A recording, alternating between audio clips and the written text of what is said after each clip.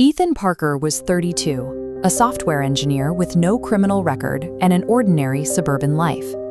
On October 14, 2024, Seattle police received a missing person report for Ethan, centering on a piece of evidence the department never publicly explained. The first record of the intruder appeared on a rainy Monday night. At 3:17 a.m., Ethan's phone triggered a motion alert from his doorbell camera. A figure in a dark hoodie stood on the porch, staring directly at the front door. Ethan watched the live feed for nearly 30 seconds. Most people shift their weight, they adjust their clothing, or they simply blink. This figure remained perfectly still, appearing on the screen with the rigid consistency of a still photograph. The stranger returned the following night at the exact same time. By the third night, Ethan had installed additional cameras to cover every angle of the property. At 3:17 a.m., the figure moved, stepping out of the shadows and fully into the porch light. Every detail on the camera matched Ethan Parker. The eyes, the nose, and the haircut were identical. The figure even shared a specific small scar located just above Ethan's left eyebrow. This log shows the physical impossibility of the sighting. At the exact second the camera recorded the double standing on the porch, Ethan's phone GPS showed he was inside the house, asleep in his bedroom. The investigation was immediately confronted with a digital record that contradicted physical reality. According to the authenticated footage, Ethan Parker was standing outside his own home, watching himself sleep.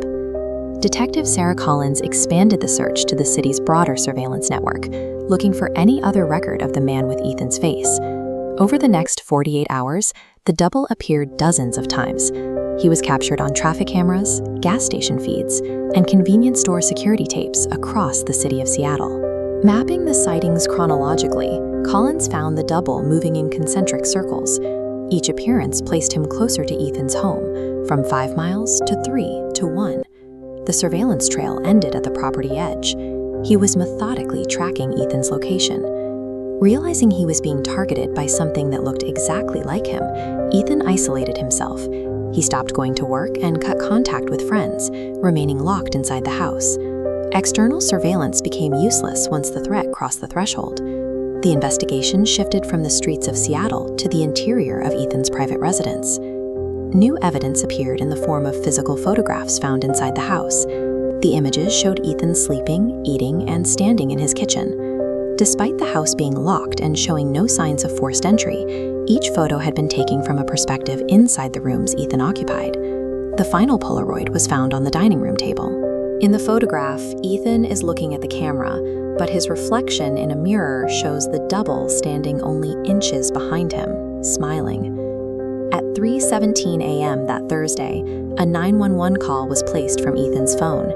It lasted 23 seconds, capturing Ethan whispering, "He got inside," followed by a loud crash and a sudden disconnection. Police arrived 4 minutes later to find the front door unlocked and a warm mug of coffee on the table. Ethan Parker was gone, leaving no blood, no fingerprints, and no evidence of a struggle. Investigators reviewed the doorbell footage from that final night.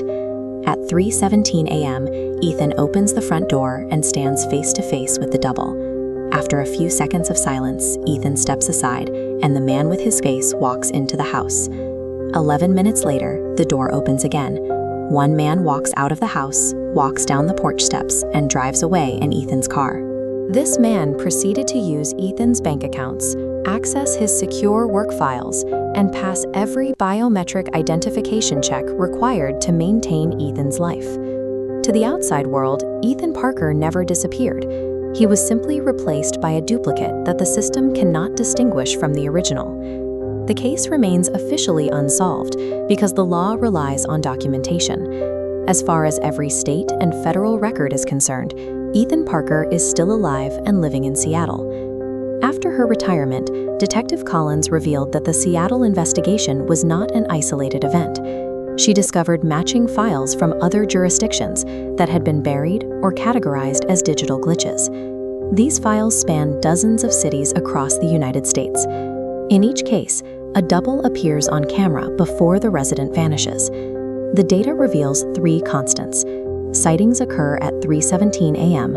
during heavy precipitation, and the intruder is a perfect biological match. In every one of these documented cases, the appearance of the duplicate is followed by the permanent disappearance of the original homeowner within 72 hours. These sightings continue to be reported.